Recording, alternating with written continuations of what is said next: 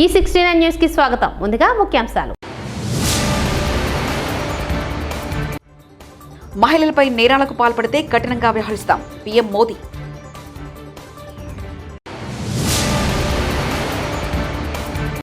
శ్రీకృష్ణుడు గీతాబోధ అనుసారమే అక్రమ నిర్మాణాల కూల్చివేత రేవంత్ రెడ్డి.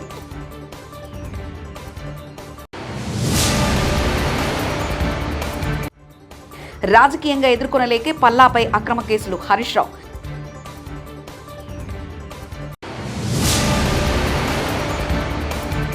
కాంగ్రెస్ నేతలకు ముచ్చెమటలు పట్టిస్తున్న వాల్మీకి స్కామ్ కేటీఆర్.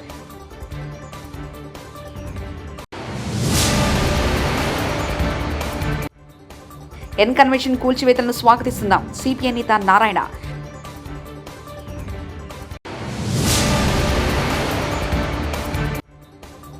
తిరుమల శ్రీవారిని దర్శించుకున్న క్రికెటర్ ఉమేష్ యాదవ్. మహిళలపై పెరుగుతున్న నేరాలపై ప్రధానమంత్రి నరేంద్ర మోదీ కీలక ప్రకటన చేశారు. మహిళలపై నేరాలకు పాల్పడే వారి పట్ల కఠినంగా వ్యవహరిస్తామని, ఎట్టి పరిస్థితుల్లోనూ వారిని విడిచిపెట్టేది లేదని హెచ్చరించారు. మహారాష్ట్రలోని జల్గావ్లో ఆదివారం నాడు జరిగిన లఖ్పతి దీదీ కార్యక్రమంలో ప్రధాని పాల్గొన్నారు. ఈ సందర్భంగా ఆయన మాట్లాడుతూ మహిళలపై నేరాలకు పాల్పడే వారిని శిక్షించేందుకు కఠిన చట్టాలను రూపొందిస్తామని చెప్పారు. आज देश का कोई भी राज्य हो, अपनी बहनों बेटियों की पीड़ा को, उनके गुस्से को मैं समझ रहा हूं. मैं एक बार फिर देश के हर राजनीतिक दल से कहूंगा, हर राज्य सरकार से कहूंगा, మిస్ ఇండియా పోటీలో ఎస్టీ, ఎస్సీ, మైనార్టీ వాళ్ళు ఎందుకు ఉండట్లేదు? మిస్ ఇండియా లిస్టు తీశాను, అందులో ఒక్క దళిత్, ఆదివాసీ, ఓబీసీకి సంబంధించిన మహిళ ఉండరు. బాలీవుడ్లో సైతం 90% వీళ్ళెవరు ఉండరంటూ రాహుల్ గాంధీ వ్యాఖ్యానించారు. मैंने चेक किया भाई, मैंने लिस्ट निकाली है. मैंने कहा भैया मिस इंडिया की लिस्ट निकाली मैंने कहा देखता हूं. मैं कहता हूं देखो यार, अच्छा अब कहते हैं मिस इंडिया की लिस्ट निकाली मैंने. सुनो सुनो, मैंने मिस इंडिया की लिस्ट निकाली. कहा ठीक है देखते हैं. मतलब माइनॉरिटी भी 90% में आती है मैडम, आप भी शामिल हैं. और आपको और దేశంలో గత 2 వారాల్లో మహిళలపై అకృత్యాలకు ఘటనలు చోటు చేసుకున్న నేపథ్యంలో ప్రధానమంత్రి ప్రకటన ప్రాధాన్యత సంతరించుకుంది. శ్రీకృష్ణుని గీతాబోధ అనుసారమే ఈ అక్రమ నిర్మాణాలు కూల్చివేస్తున్నామని ముఖ్యమంత్రి రేవంత్ రెడ్డి తెలిపారు. చెరువుల అక్రమదారుల్లో ప్రభుత్వాలను ప్రభావితం చేసేవారు ఉండడంతో పాటు ప్రత్యక్షంగా ప్రభుత్వంలో భాగస్వాములైన వారు, సమాజాన్ని ప్రభావితం చేసేవారు ఉన్నా కూడా తాను పట్టించుకోనని, ఎవరు ఎంత ఒత్తిడి తెచ్చినా చెరువులను ఆక్రమించిన వారి భరతం పడతానని హెచ్చరించారు. హరే కృష్ణ హెరిటేజ్ ఆధ్వర్యంలో అనంత శేషస్థాన ఉత్సవం జరిగింది. ఈ సందర్భంగా సీఎం రేవంత్ రెడ్డి ప్రసంగించారు. మిత్రులకు ఫామ్ హౌస్లు ఉన్నా ఏవి వదలకుండా హైడ్రా అనే ఒక సంస్థను ఏర్పాటు చేసి, తెలియకుంటేనే ప్రజాప్రతినిధులం కొన్ని మన దినచర్యల్లో భాగంగా కొన్ని తప్పిదాలు చేస్తుంటాం. తప్పుదలు తెలవకుంటేనే కొన్ని తప్పులు జరిగిపోతుంటాయి. మరి ఆ ఖాతాను సవరించుకోవడానికి, ఆ బ్యాలెన్స్ షీట్ను సవరించుకోవడానికి తెలిసి కొన్ని మంచి పనులు చేయాలని నేను ప్రగాఢంగా విశ్వసిస్తున్నా, నమ్ముతున్నా.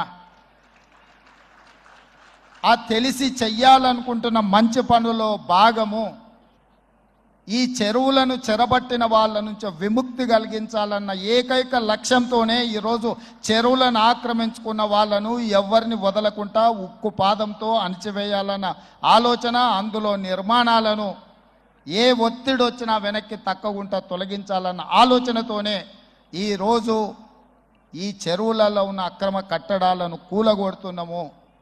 దీనికి స్ఫూర్తి భగవద్గీత. తెలంగాణ టీడీపీ నేతలతో ఆ పార్టీ చీఫ్ చంద్రబాబు భేటీ అయ్యారు. హైదరాబాద్లోని ఎన్టీఆర్ భవన్ సమావేశంలో పాల్గొన్నారు. ఈ సందర్భంగా సభ్యత్వ నమోదు కార్యక్రమం, స్థానిక సంస్థల ఎన్నికల సంబంధంపై దిశానిర్దేశం చేశారు. పార్టీ రాష్ట్ర అధ్యక్షుడి ఎంపికపై కూడా నేతల అభిప్రాయం తీసుకున్నట్లు సమాచారం. 2036 ఒలింపిక్స్ హైదరాబాద్లో నిర్వహించే అవకాశం ఇవ్వాలని కేంద్రాన్ని కోరామని సీఎం రేవంత్ రెడ్డి తెలిపారు. ఒలింపిక్ ఆర్గనైజ్ చేసే సత్తా హైదరాబాద్కు తమ ప్రభుత్వానికి ఉందని చెప్పారు. క్రీడల్ని ప్రోత్సహించాలన్నదే ప్రభుత్వ ధ్యేయమన్నారు. మొన్ననే సిరాస్కు గ్రూప్ 1 ఉద్యోగం ఇచ్చామని, బాక్సర్ నిఖత్ జర్కిన్కు 2 కోట్ల నగదు, డీఎస్పీ పోస్ట్ ఇచ్చినట్లు ఆయన పేర్కొన్నారు. వచ్చే అకాడమిక్ ఇయర్ నుంచి స్పోర్ట్స్ యూనివర్సిటీని ప్రారంభిస్తామని ఆయన వెల్లడించారు.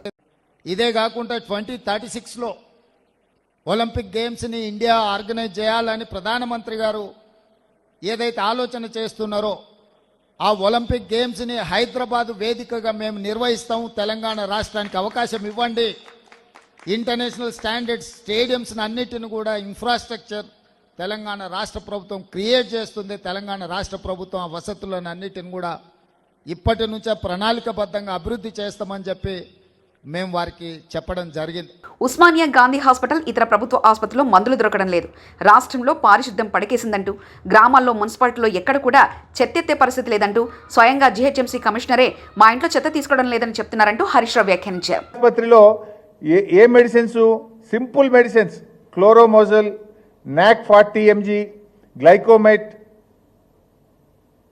ఫ్లెకన్జోల్, పారాసిటమల్ లిక్విడ్ 10 mg, అటినాస్ 10 mg, సారావెట్ క్రీమ్, ఆయింట్మెంట్, అమెక్సోక్లిప్, పెంటాష్ డిజైన్, కాళ్ళ నొప్పులు, కీళ్ళ నొప్పుల మందులు, ఈ మందులు లేవు దవాఖానలో.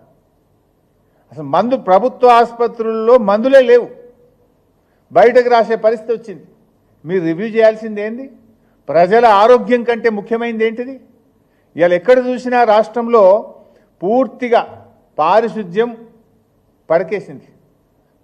గ్రామాల్లో కానీ మున్సిపాలిటీల్లో ఎక్కడ కూడా చెత్త ఎత్తే పరిస్థితే లేదు. జిహెచ్ఎంసీ కమిషనరే చెప్తుంది కదా, నా ఇంట్లోనే 3 రోజులు చెత్త ఎత్తలేరని.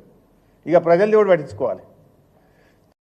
వాల్మీకి స్కామ్ డైవర్షన్ కోసమే హైడ్రా అంటూ కేటీఆర్ వ్యాఖ్యానించారు. 187 కోట్ల ఎస్టీ కార్పొరేషన్ డెవలప్మెంట్ నిధులు బుక్కిన కాంగ్రెస్ నాయకులు వాల్మీకి స్కామ్లో V6 సంస్థ ఓనర్ వివేక్ పాత్రపై సంచలన వ్యాఖ్యలు చేసిన కేటీఆర్, కర్ణాటకలో జరిగిన వాల్మీకి స్కామ్లో తెలంగాణ కాంగ్రెస్ నాయకుల పాత్ర, సీఎం సిద్ధరామయ్య డైరెక్ట్గా ఇరుక్కున్న ఎస్టీ కార్పొరేషన్ డెవలప్మెంటు, 187 కోట్ల నిధులు తరలింపు, కుంభకోణంలో తెలంగాణ కాంగ్రెస్ నాయకుల అకౌంట్లలో 45 కోట్ల నిధులు తరలింపు, V6 బిజినెస్ సొల్యూషన్ పేరిట ఉన్న కంపెనీలో 4.5 కోట్ల తరలింపు, సిద్ధరామయ్యను సీఎం పదవి నుంచి తప్పించాలని అధిష్టానంపై ఒత్తిళ్లు, సిద్ధరామయ్యను మారిస్తే తెలంగాణలో రేవంత్ రెడ్డిని కూడా మార్చాలంటూ కర్ణాటక మంత్రి సతీష్ జర్కిహోలీ కీలక వ్యాఖ్యలు చేశారు. ఈ స్కామ్ మీద మీడియాతో చర్చ జరగకుండా ఎన్కన్వెన్షన్ మీద హైడ్రా పేరిట దాడులు అంటూ హైడ్రామా అంటూ కేటీఆర్ వ్యాఖ్యానించారు. కర్ణాటకలో జరిగిన వాల్మీకి స్కామ్ కర్ణాటక కాంగ్రెస్కే కాదు, తెలంగాణ కాంగ్రెస్ కూడా ముచ్చెమటలు పట్టిస్తోంది. కింద మీద పడి ఇక్కడ కాంగ్రెస్ వాళ్ళు, రేవంత్ రెడ్డి గారు మీడియాను మేనేజ్ చేస్తూ విషయాలు బయటికి రాకుండా ఆపుతా ఉన్నారు. కానీ ఆ మబ్బులు కూడా తప్పకుండా 4-5 రోజుల్లో విడిపోతాయని నేను అనుకుంటాను. గవర్నమెంట్ డబ్బులు గవర్నమెంట్ అకౌంట్ల నుంచి అక్రమంగా ఏ కారణం లేకుండా సరిగ్గా పార్లమెంట్ ఎలక్షన్కు ముందు 180 కోట్ల రూపాయలు దారిమల్లినాయి. కర్ణాటక ముఖ్యమంత్రి స్వయంగా సిద్ధరామయ్య గారు అసెంబ్లీలో ఈ వాల్మీకి స్కామ్లో భారీ ఎత్తున డబ్బులు దారిమల్లినాయని ఆయనే ఒప్పుకున్నారు. అందులో హైదరాబాద్లోని 9 బ్యాంక్ అకౌంట్లకి 45 కోట్ల రూపాయలు ట్రాన్స్ఫర్ చేశారు. దీని మీద ఎంక్వైరీ మొదలు కాగానే ఏమైందో ఏమో తెలియదు కానీ వాల్మీకి కార్పొరేషన్ అకౌంట్ సూపరింటెండెంట్ ఆఖరికి ఆత్మహత్య చేసుకున్నాడు. ఇవాళ ఆయన కుటుంబం రోడ్డున పడే పరిస్థితి. బ్యాంక్ అధికారులతో సహా 11 మందిని ఈడీ అరెస్ట్ చేసింది. కర్ణాటక నుండి మన తెలంగాణకు అక్రమంగా ఈ డబ్బు ఏ అకౌంట్లలోకి వచ్చింది, ఆ అకౌంట్లు ఎవరివి, ఈ తీగ లాగితే తెలంగాణ కాంగ్రెస్ డొంక మొత్తం కదులుతా ఉన్నది. మొన్న పార్లమెంట్ ఎన్నికల్లో తెలంగాణ కాంగ్రెస్ పార్టీ తన ఖర్చులకు ఈ డబ్బులే వాడినట్టుగా అనిపిస్తా ఉంది. 4.5 కోట్ల రూపాయలు నేరుగా V6 బిజినెస్ అనే కంపెనీకి ట్రాన్స్ఫర్ అయినట్టుగా ఆధారాలు ఉన్నాయి. ఈ V6 బిజినెస్ కంపెనీ ఓనర్ ఎవరు? SIT, CID, ED ఈ దాడులన్నీ జరిగిన తర్వాత కూడా మన తెలుగు మీడియాలో ఈ వార్తలు రాకుండా అడ్డుకుంటున్నది ఎవరు? పార్లమెంట్ ఎన్నికల సమయంలో కొన్ని బంగారం షాపులు, బార్ల నుండి భారీ మొత్తంలో డబ్బులు తీసుకున్నట్టుగా తెలుస్తా ఉంది. వారికి కాంగ్రెస్ పార్టీకి ఉన్న అనుబంధం ఏంది? ఇవన్నీ కూడా బయటికి రావాలి. కర్ణాటక ముఖ్యమంత్రి సిద్ధరామయ్యను గనక పొరపాటున తొలగిస్తే పక్కన ఉన్న తెలంగాణ సర్కారు కూడా కూలుతుంది అని ఈ మధ్యనే కర్ణాటక మంత్రి సతీష్ జర్కిహోలీ అంటున్నారు. మరి కర్ణాటక కాంగ్రెస్ తో తెలంగాణ కాంగ్రెస్ కు అంతలాగా పెనవేసుకున్న ఈ అనుబంధం ఈ వాల్మీకి స్కామేనా? ఈ వాల్మీకి స్కామ్ లో భారీ మొత్తంలో వాటా తెలంగాణ కాంగ్రెస్ నాయకులకు కూడా చేరిందని ఆధారాలు దొరికినా ఈడీ ఎందుకు మౌనంగా ఉంటుంది? అసలు తెలంగాణ కాంగ్రెస్ నాయకుల మీద దర్యాప్తు జరగకుండా రక్షిస్తున్నది ఎవరు? పార్లమెంట్ లో గాయ చేసుడు తప్ప బయట మాత్రం ఏమీ తమ సొంత పార్టీ అవినీతి మీద నోరు విప్పని రాహుల్ గాంధీ ఖచ్చితంగా నోరు విప్పాలి. ఈ వాల్మీకి కార్పొరేషన్ గుట్టు విప్పాలని చెప్పి నేను డిమాండ్ చేస్తా ఉన్నాను. తిరుమల శ్రీవారిని ఆదివారం పలువురు ప్రముఖులు దర్శించుకున్నారు. టీమిండియా క్రికెటర్ ఉమేష్ యాదవ్, రచయిత రామజోగయ్య శాస్త్రి కుటుంబ సభ్యులతో కలిసి స్వామివారిని దర్శించుకున్నారు. వీఐపీ ప్రారంభ విరామ దర్శన సమయంలో వారు స్వామివారి సేవలో పాల్గొన్నారు. తిరుమల తిరుపతి దేవస్థాన అధికారులు వారికి స్వాగతం పలికి దర్శన ఏర్పాట్లు చేశారు. వీరికి రంగనాయకుల మండపంలో పండితులు ఆశీర్వచనం చేసి స్వామివారి తీర్థప్రసాదాలను అందజేశారు.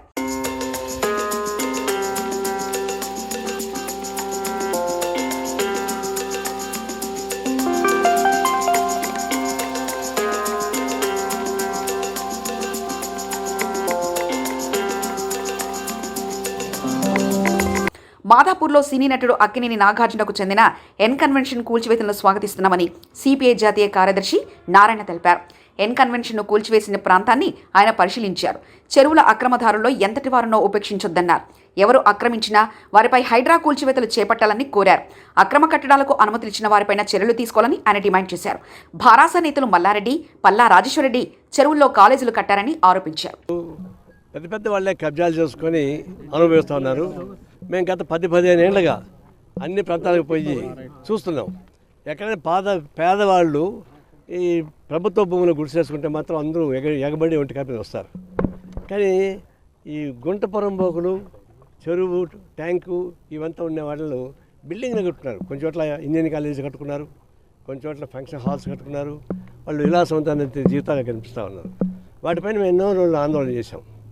ప్రభుత్వం పెడసెన పెట్టింది.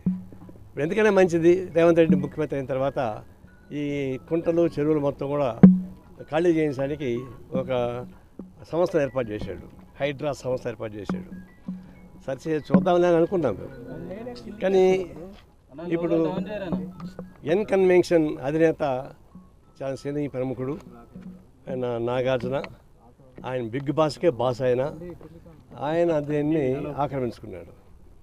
సరే ఏదో ఒక ఎకరం 2 ఎకరాలు ఆక్రమించడం చేసి ఉండొచ్చు. దాన్ని ఉపయోగించుకొని ఈ చెరువుని ఆక్రమించేశాడు. ప్రజా సమస్యలు పక్కదారి పట్టించేందుకే రేవంత్ రెడ్డి హైడ్రా డ్రామాలో ఆడుతున్నారంటూ రేవంత్ రెడ్డి వాళ్ళ తమ్ముడి కాంగ్రెస్ ఎమ్మెల్యేల పార్టీ నాయకుల అక్రమ నిర్మాణాలను కూల్చే దమ్ముందా అంటూ బీజేపీ ఎమ్మెల్యే ఏలిటి మహేశ్వర్ రెడ్డి అన్నారు.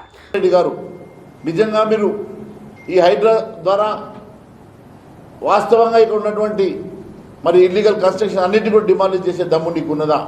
అట్లయితే నీ సొంత తమ్ముడి మీద వస్తున్న ఆరోపణలు కానీ, మరి మీ పార్టీ నాయకుల మీద వస్తున్న ఆరోపణలు కానీ, మీ పార్టీలో ఉన్న ఎమ్మెల్యేల అక్రమ నిర్మాణాలను ముందు మీరు డిమాలిషన్ చేసిన తర్వాత మరి ఇతర అంశాలకు మీరు వెళ్ళుంటే బాగుండేది. ప్రజాపాలనంటూ ప్రశ్నిస్తున్న జర్నలిస్టులపై, సామాన్యులపై దాడులు చేస్తున్నారని ఢిల్లీ జంతర్ మంతర్ వద్ద ధర్నాకు దిగారు జర్నలిస్ట్ ఆకుల శ్రీనివాసరెడ్డి. ఎలక్షన్ల కంటే ముందు తెలంగాణకు వచ్చి రాహుల్ గాంధీ 423 హామీలు ఇచ్చి ఒక్క హామీ కూడా పూర్తి చేయకుండానే ఎందుకు హామీలు పూర్తి చేస్తలేరంటే దాడులు చేస్తుర్రు.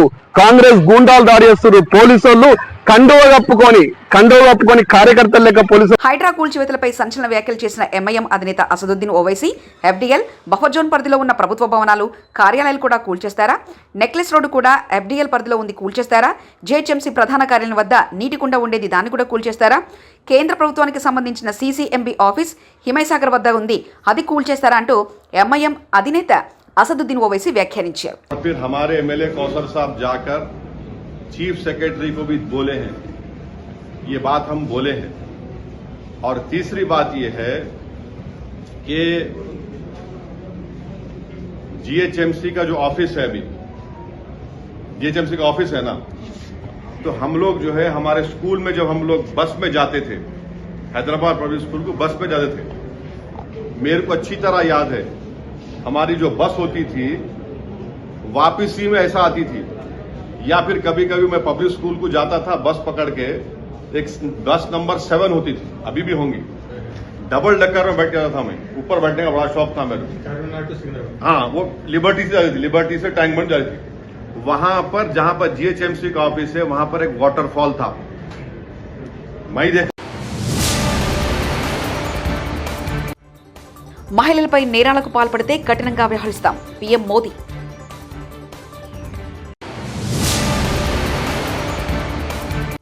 శ్రీకృష్ణుడు గీతాబోధ అనుసారమే అక్రమ నిర్మాణాల కూల్చివేత రేవంత్ రెడ్డి.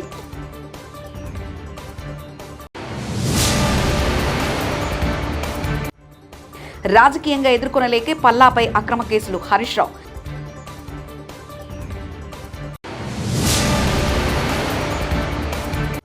కాంగ్రెస్ నేతలకు ముచ్చెమటలు పట్టిస్తున్న వాల్మీకి స్కామ్ కేటీఆర్.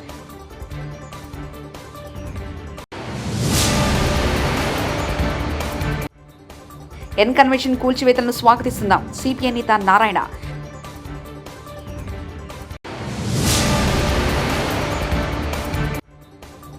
తిరుమల శ్రీవారిని దర్శించుకున్న క్రికెటర్ ఉమేష్ యాదవ్. ఈ 69 న్యూస్ ఇంతటితో సమాప్తం. కీప్ వాచింగ్ ఈ 69.